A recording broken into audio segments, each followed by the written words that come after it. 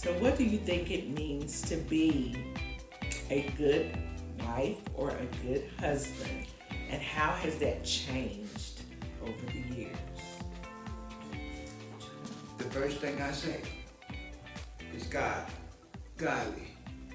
Back then, I didn't give God as much as I'm giving him now. And God, that's basically all I need to say. Because he's made me a good husband. He's made me a good man. He's made me a godly man. He's made me these things, and I owe God so much, and I can just give him a thank you wave, Lord, and just say thank you. Just say thank you. Yeah. And it is true. God really can change a life, change a story. You might be going through challenging times right now. It might be difficult, and you think it's no way it can change, but God can change your story. And that's the thing. That's what he came and died for. Is so the story could be changed. If he hadn't have came, died on the cross, rose again, we would be left in our sinful state. But God changed us. And that's the thing. We have to know to always be pursuing him to get better. But for me, what I thought a good wife was back then, I thought a good wife was I had an idea in my head of a picket fence, doing I'm a 60s baby, so I thought stay at home, take care of the house, take care of the children, and take care of your husband. Those are just being a good wife. That's my idea. But now that I've matured even more through the years and learned just really what marriage, it's a beautiful thing, but it is work. And so a good wife takes the time to work at it, work on herself, to improve herself, because she knows she's doing it for him. It's not about me. It's about him. It's the team. And there's no I in team. It's us. This is we stole it from our youngest son and daughter-in-law. They call themselves Team Johnson. Their family, Team Johnson. Well, we're the OGs, the original Team Johnson. So yeah, we're a team. And so back then it was more of still trying to figure my role. And so I really didn't know. I just be the wife. And when we didn't have the picket fence and didn't have all the things back then. So that made the struggle. That made it. And here's the thing. I was in the fantasy world. I wanted the fantasy. 18 years old. I wanted the house, the husband, I wanted the perfect family. Because I'm 18, so I want the perfect. I don't have, everybody else may not have the perfect. I want the perfect. And so when you mess up, then you mess up the perfect picture. And so then that crushes, my picture. And so now I know that life happens. And that this is the mature, been married 44 years now. The mature person, I can tell you life happens. But I'm still holding on to my marriage. Life happens. Even though the struggles come and I feel like, nah, I'm not dealing with this. I don't have to take this. But if I want to please him, if I want to please him, then I'm going to do all I can to be the wife that's going to represent Christ and please my husband. Be that wife. Be that wife. And so, yeah, it's changed for me over time. Now I don't have the fairy tale picture. The fairy tale's been shattered. But it's okay. It's all good. It's all good. God has still been good to me and into our marriage. All right. What are you proudest of as a couple? I say, number one, I'm proud that he's my father. I'm so proud, and I'm getting to the couple part, but I'm so proud that she's my wife. Through it all, everything we done been through, the ups, the downs, the good, the bad, the ugly, I'm glad she's my wife. I tell her often that I'm so glad she's my wife. You know, and she means the world to me. And that's what I was gonna say. I'm most proud of the fact that we are here, that we're 44 years in and looking for more, looking for more. Yeah, I'm proud of that. I really am. That's something, sometimes you feel like, oh, I thought I would have done this by now, thought I would have accomplished that, things like that. But that's not the case. I'm proud that we hung in there through hard trials, tribulation, persecution. We're still here. We're still here. And so I'm proud of that. So, what is the best part of being married to your spouse?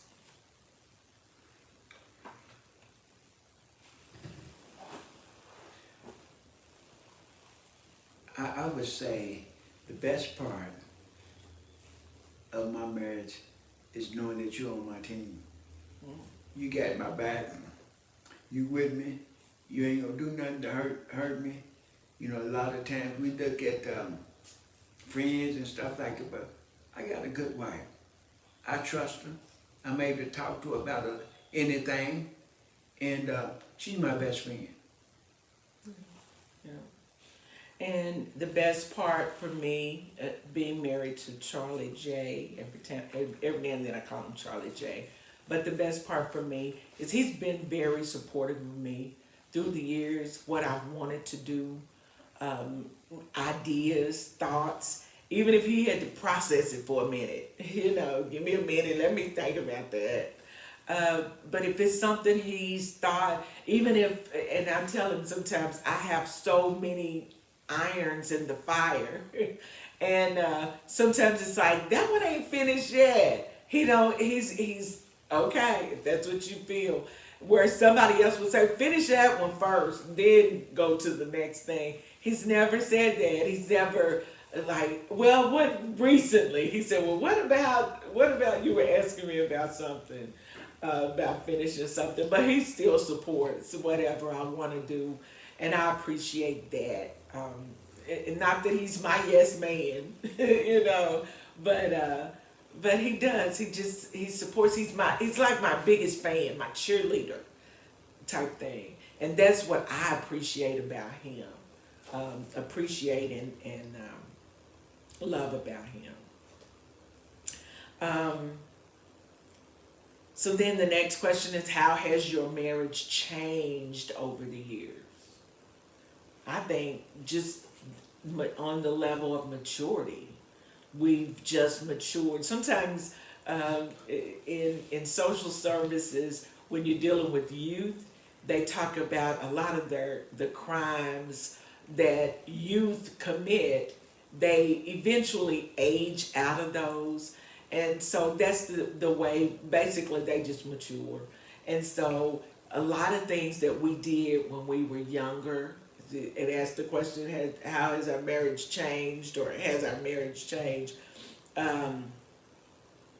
We evolved, we grew out of some things. So like arguments that we used to have, we don't sit and argue all day.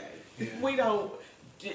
Back then, Pack it your was lunch. that was his idea. Pack your lunch, But now it's let's come together. What is it Isaiah said? Let us reason together. Yeah. Let's talk about this. Let's get this figured out. Why are we dealing with this? What's up? And so we do that now. That's mature. That's being mature. And if you're at the level, if you're young, married, and you're at the level where you've got to argue everything out, then get you somebody you can talk to, somebody wise, rehearse this video over and over. Sit down and talk it through. If there's something that's not being said, if there's miscommunication, say what you feel. I've told you on prior videos, your spouse cannot read your mind. If you don't tell them what you're thinking and what you're feeling, they're not mind readers and you can't hold them to it. You've got to tell them. That's the only way you can hold them and say they didn't do something. If you told them that what you wanted and they didn't do it. But if you tell them what you want, if you don't tell them what you want, you can't hold them to that. It's not fair. Did that. He had no clue why I was upset. But I was walking around mad. And who wants to come home to that? I know I wouldn't. What is it the Bible says? A man would rather better for a man to live on the roof, in a corner of the rooftop of his house, than to be in the house with a brawling woman. Somebody who wants to argue all the time. Said it's better. He gonna feel better just being in the corner on the roof. And now you don't even have to have the whole roof. Just give me a corner. I do say this, more conversation. We get to talk more, and I told her today, this morning, sometimes before she go to work, sometimes she take a break, and we'll just sit in the living room and just conversate, just talk to each other. We never done this to not talk, and I look forward to it. Sit down and conversate, sit down and look in the eyes, but conversation, that's huge. Yeah, that's important. And if you're young, now my husband is retired, and so he's got time, and we've got time to do that. But if you're not, if both of you all are working, you're young, and both of you are working, make time. Do a date night. Make time early Saturday morning before you get out and cut the grass, mow the lawn, or whatever you're doing. Take some time. Sip on coffee or tea or just whatever. But find some time to see what's on your spouse's mind, what's going on. And what we would do, I don't know, I guess a nudging of the Holy Spirit every now and then would have me to do check-ins. How's it going? What's going on? What are you thinking? How things going? How are we? Because I could be thinking we're good, but you're thinking I'm ready to upend everything. Well, have that conversation. How are you feeling? How are you feeling about us? What are you thinking about us? Those are good things. And I say this, is that I told her today, with the Lord's help, I'll never get to the point I won't throw the towel in. I want to tap out. I never get to that point with his help, because I love her so much. And she was talking about if you young couples, you working and everything, well, go get her for lunch. Take a few minutes to take her to lunch, and take her to wherever you want to take her. But take a few minutes to take her to lunch, and it's always worth it. If you love her, you care for her, find some time to do it. Find time. Yeah. It might not be no time, find something. Yeah, find a way to spoil. Yeah. And learn each other's love language. Yeah. Find out what they really like and really go for it. Oh, Lord. I didn't say not my thing. I just agreed. Okay, so what song, movie, or book is most like your marriage? I'm going to use a church song, and I say, better days are coming. Better days are coming by and by. Better days are coming. So that's my song, Better Days Are Coming. Okay, see, my version is Leandria Johnson's version. Better days, better days are coming. I don't care how you say it, how you put it, as long as you saying better days are Better coming. days are coming. Yeah, Say better that. days. Better days. And so we've lived, and mine, I always said, was Travis Green's song, You Made a Way. Oh, I see, that's a good one. Made a way. That's another one. And because he made a way so many times in our marriage. So many times. And so that would speak to for me, our relationship is that God made a way. Dreams for the future. What things do you still want to achieve as a couple? What do we still want to do? I think is get out of debt as a couple. Get out of debt. We don't have, thank the Lord, we ain't got no whole lot of debt, but I want to be debt free. Yeah. Debt free. Yeah. Our debt is one of my student loans. Now come on now, what's up with that? But I was in school late in life. And then our home. That's the only debts we have. But we want to be totally debt free. Speaking that in the atmosphere, we've already spoken it, but I'm saying it again. House and all, we want to be debt free. And another thing, I think, do a little more traveling. And she wants to travel. Folks, I have to be honest, I didn't get to the point that if I'm home, I ain't got to go nowhere. I'm good. She's here, I'm good, so I ain't got to go nowhere, but I want to do it because she wants to do it. You know, and she wants to do it, we're going to do it. So then that brings me to our next question. How would you like to spend your next anniversary? So number 45, y'all know it's gotta be grand, it's gotta be special. Number 45. So what we gonna do? 45 is so special. All of them special, I said. Yeah. If you're still together, all of them special. Yeah. And 45, I think I'd like to go to Hawaii. That's what we've talked about as a couple. We would like to spend 45. Y'all know that's special. 45, 44 is special. All of them are special, just what he said. But 45 is like, you know, those increments, those 5 and 10 year increments. Is like, yeah, you gotta do something special. So yeah, so we need to start saving. We got a year to save.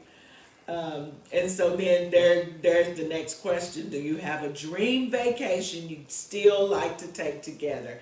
And that is in line with what we want to do for our next anniversary, is to go to Hawaii. Just have a, you know, you've seen the vacation packets and all that and the fun things you can do and just how beautiful it is. We know it's not out of the country, but my husband don't want to leave the country anyway, but it's far enough away that we would feel like we're out of the country. So, yeah. So that's what we want to do in the future. So, the last little piece we're going to talk about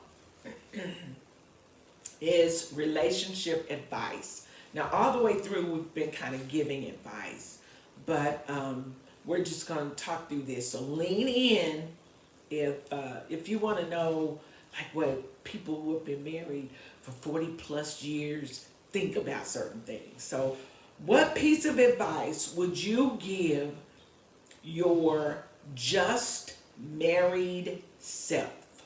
What piece of advice? You just got married. What you gonna tell yourself? First thing is, learn to conversate. Talk, you gotta talk. I don't care if you're not a talker, if you're not a person that been somebody that talk, learn to talk and about everything. Yeah. Don't hold nothing back. Talk about everything. I say if you're a man, don't never cheat on your wife. Don't never cheat on your wife. You know, people talk about grass is green on the other side. I don't believe that. You know, and the thing of this is that take care of your wife. Love her. Don't cheat on it. I'm telling you, it's not worth it, folks. It's not worth it. You gotta rebuild. You already done build up, almost to the roof, to the part of the roof, and now you done tore it down. Now you gotta start all over again. It's not worth it. It's not worth it. So what piece of advice would I give my just married self? I would say, and you hit on it, that communication all the way through. Communication is going to be key. Yeah. I did not know how to communicate well. Learn that communication piece. And really be honest with yourself about marriage. Understand when you say those vows, better or for worse, you're making a vow to each other, but before God. And you're asking God to honor the vow that you're making. And so you got to really look at what you're saying when you make those vows, for better or for worse. And a lot of times we'll say, if he does this, I'm out. I will not be able to stay. But then you've given yourself a way out. You see what I'm saying? And so when you say better or worse, you got to think of that thing and say, that's the worst. So my vow is better or that thing, the worst. I've got to be committed to the vow that I've made. And so I would tell myself my advice to myself is to learn to communicate and really take serious the vows that you're saying. I would tell myself, life is not a fairy tale. Cinderella, all of that, where the happily ever after is. Happiness is a choice. We've said that. Love is also a choice. Love and respect is a choice. You can choose to love again if love has been damaged. But I would tell my just married self, baby girl, it's not a fairy tale. This is real life. Real life things are gonna happen. Put your big girl panties on. Put your big girl panties on and be prepared for life. And life's gonna happen whether you're married or not. Life's gonna happen, but you're in there with somebody. God is giving you somebody. And so you're their helpmate. I'm speaking to me, the woman. And so get in there, be ready for life, but keep God in the center. Prayed up and cover your husband. And so that's what I would say to myself. Instead of trying to find a way out, find a way to stay in. Find a way to stay. And let me make a toast to my wife. 44 years, we made it. I love you so much, and many more years. Yes, sir. Yes, sir.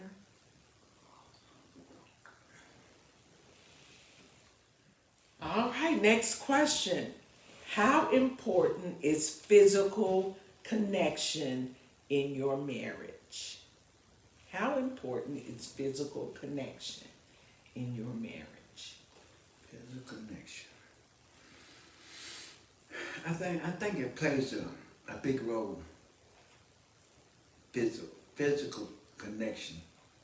Is that talking about a physical love language? So, physical connection is so important. And men, we know that our love language is a physical touch. So physical connection is so important. So important.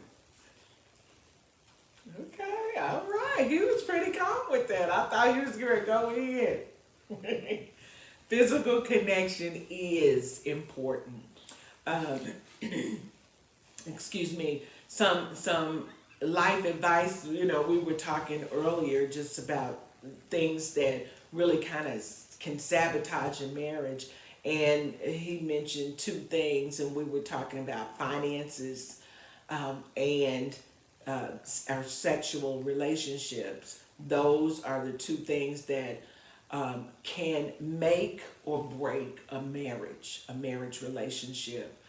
That's in the top. There are other things, but that's in the top, in that top tier of things. And so that physical connection is very important. Find time to be able to do that. To have the physical connection. There he goes. I knew it was coming somewhere. I knew it was I coming. said one word. I know you didn't have to. I read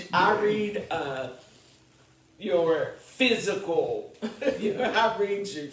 So, but it is, and so this is us giving advice to younger couples. Make sure you're communicating physically often, okay? Because that's going to bring pleasure to your spouse. And one thing that I like to say, a lady made a statement in the book Love and Respect, and it makes sense. Her daughter came to her and told her, says her husband was upset because she wasn't having sex with her. And the mama told her, said, 30 minutes, if you just give this man 30 minutes, he'll be happy. I mean, I'm saying 30 minutes or whatever, but the thing of it is, 30 minutes, he'll be happy. And that's the thing, folks, is that sex is something that God allows in our marriage. He allows this. In 30 minutes, out of 24 hours a day, 30 minutes, that's all you gotta give, 20 minutes or 15, 2,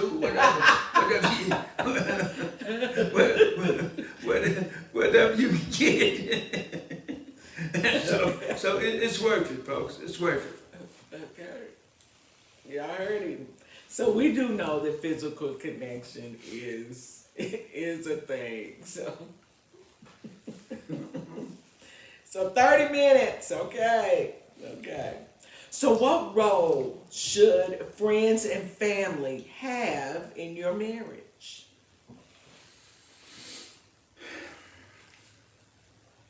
Well, I'll say friends and family are important to a marriage. They're important in the fact that when I married you, I didn't just marry you. I married your family. I married everything that makes you up, makes up Charles Johnson, and that's your family. I respect them, but we have boundaries. That's right. They can only come so far.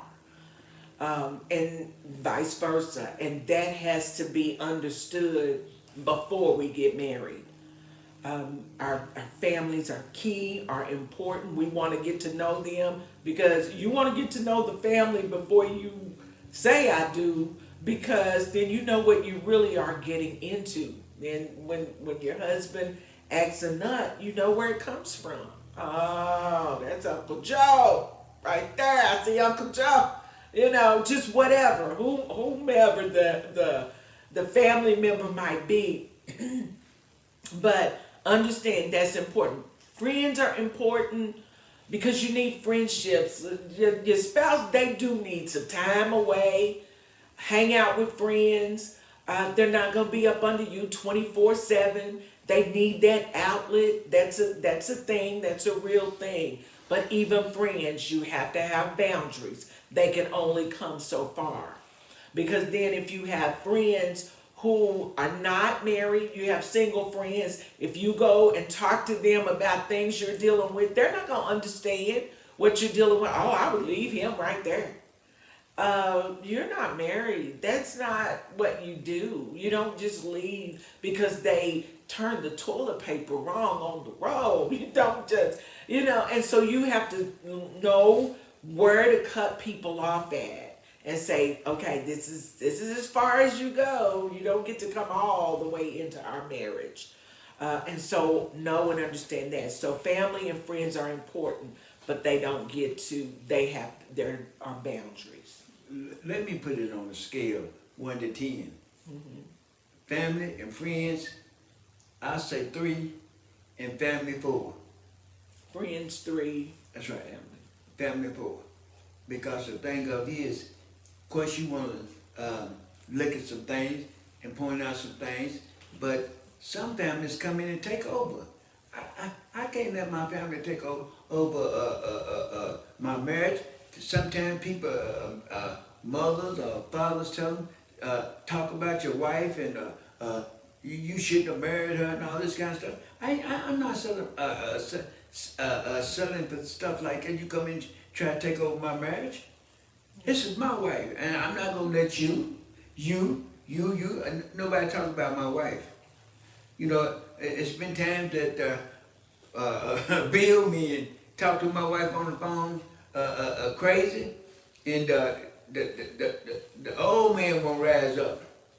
And I try to keep the old man dead, cause the old man is dead. Keep him dead. So the thing is, I ain't gonna let nobody talk to her. I might let you talk to me crazy, but you ain't gonna talk to her crazy. And that's the thing, with family and friends, you have to keep a united front. Yeah.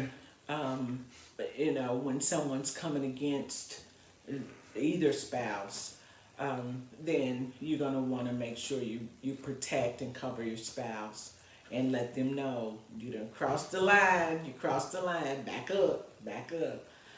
That's important. And then this next one actually goes in with that. What boundaries should be set for your marriage? Boundaries should be set in your marriage for each other. The boundaries are, some things you don't want. What I've learned is if you set up protocol, if you set up boundaries, some subjects you might not want to hit, but if you go ahead and discuss those, even though they may be difficult subjects to touch, then it's like preparing for a storm. If the storm comes, I'm prepared for it if I prepare. But if I have not prepared for every type of storm, then when whatever storm hits, if I haven't prepared for the tornado, but I've prepared for a flood, if the flood hits, I'm good, but if a tornado comes, I'm not. I'm not ready because it was a tornado. It was supposed to be a flood. Well, if I prepare for every type of storm, then I'm going to be prepared. And so in conversation, before you get married, and if you're already married and have not sat down to have this conversation, what are the boundaries? What topics? Some people have boundaries. We will not use the word divorce. That will not be a thing. That's right. That you've crossed the line. We will not talk about divorce. Early in our marriage, there was a period, I'm done. That's what I would say over and over. What did that mean to me? I don't want to talk about this. Give me time. I'm trying to figure a way out of this. I'm trying to figure my way out of it. That was over and over. Or I'm not just I'm done, but I'm tired. That was the big, I'm just tired. Until one day the Lord himself had to tell me, just stop. I guess he got tired. He got tired of hearing me say, I'm tired. And he said, stop. And spoke to my spirit, told me what I needed to do. But I stopped. Saying I'm tired. And I'm grateful for that. And I felt after that, once I stopped saying I'm tired all the time, it was a shift in me. It was a shift in me. And the way I looked at my husband, the way I looked at our marriage and our family, it was a shift. Because I stopped saying I'm tired all the time. And the thing of this is that we get tired of a whole lot of things. I mean, so many things that we get tired of. Take some spiritual oxygen and keep going. Yeah. Because he'll give you some oxygen to keep going. Yeah. He'll keep you going. Yeah. And so have those boundaries. There's certain things we won't say about each other. That's right. There are certain things, dare not put your hands on one another. That's right. That's a boundary. We don't do that. But that's a conversation that needs to be had. That's an expectation. I never expect to see you putting your hands on me. That's right. Coming near me, act like you're gonna put your, come on, you'll draw a no. And if anybody's putting their hands on anybody, a lot of times I'm saying I'm a person of a second chance like God is. But the thing of they start putting their hands on, leave until they bring forth some fruits of repentance. I mean, some real fruit. Yeah, that's a scary one because things can happen and they can say I never intended for them to hit their head or whatever happens. So those boundaries have to be set, and that's what I was saying. Some conversations you don't want to have, but you need to have them. Set those things in place. Be prepared just in case, because life happens. Life can be going great, and then something happens to trigger. I heard a story years ago of a young lady, bright, I mean brilliant. It said she was a brilliant woman, but her husband was killed suddenly, and she lost her mind. Now she has to be spoon fed. There's that thin line between sane and insane. Things can happen, and when you say for better, for worse, richer or poor, you don't know what, in sickness and in health, you don't know what you're going to be faced with. And you got to think of those worst case scenarios. Am I still going to be in it? And when you can check off, the worst thing. And you got make yourself think about what is the worst thing and go through it. Go through it. We've lived through sons in prison, and those were hard times. Difficult debt, getting ready to go through foreclosure. We've been there, y'all. When I tell you, you are looking at miracles, don't ask yourself, Lord, where are the miracle signs and wonders? You're looking at miracles. This is a miracle right here.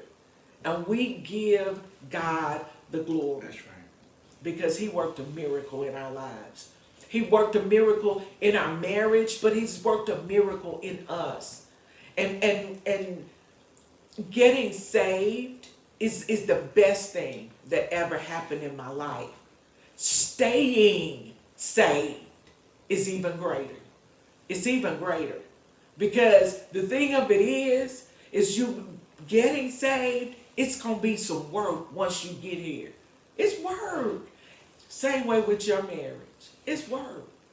Getting married is beautiful. It's work. It's work. So are you ready to be all in? All in, all the time. And I say this, we was talking about physical abuse. To put my hands on her, I want to love her. Yeah. I want to put my hands on her. She done been through so much throughout our marriage, and I made a covenant with myself. I'm not going to mistreat this woman. I'm not going to mistreat her. God's help, I'm not going to mistreat this woman. She been through enough. So for me to put my hands on her, no, that ain't going to happen. I'm a lover. I'm a lover. He does. He does. And I appreciate God. And just one last thing, just understanding that marriage is always evolving. It's growing. It's progressing. And don't get stuck. Don't get stuck, but keep moving. Have those date nights. Do those fun things. Go to God in prayer and pray together. Yeah. Do things together. But cover your wife. Husbands, you're the priest of your home. Cover your family. Cover your family in prayer. Cover them. Wife, you have the power of interceding for your husband. When he's going through a difficult time and he doesn't have language for it, get to your pastor, get to your church leaders, get to a counselor, but understand, you're not in this alone. You're not in this alone. Get you some wise counsel. In a multitude of counsel, there is safety. Get to you some counsel. And I say it like this, is that we like to be together just about all the time. If she go to the store, she might say, come on, Charlie, ride with me. And that's the conversation piece too. We in the car talking and stuff, and likewise with me, I enjoy her. I'm speaking for me. I enjoy her company so much that I don't want to leave the house at time. But I enjoy it so much. Every now and then you do need that time and space. You get it.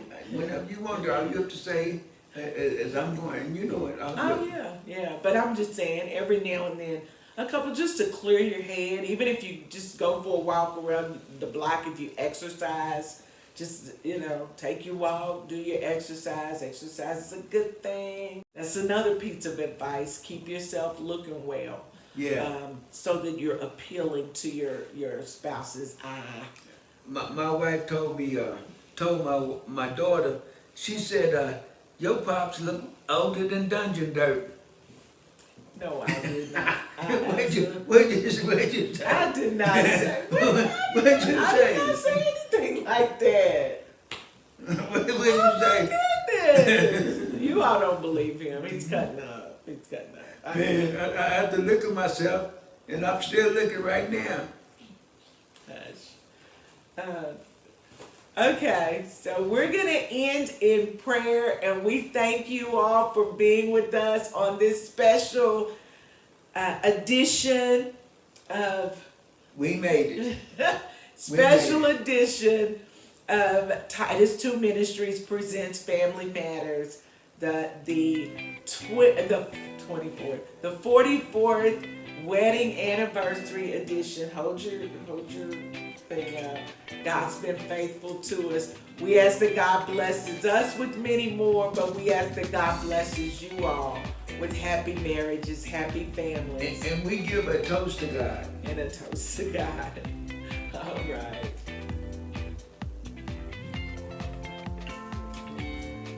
May God bless you and keep you is our prayer.